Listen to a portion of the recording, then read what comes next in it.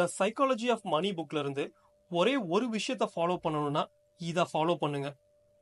Compounding இன்ட்ரெஸ்டோட பவரை பத்தி பெருசா யாருக்கும் தெரியறதில்ல. இதை தெரிஞ்சு சக்சஸ்ஃபுல்லா இருக்கிறவங்கள வாரன் பஃபோட்டும் ஒருத்தர்.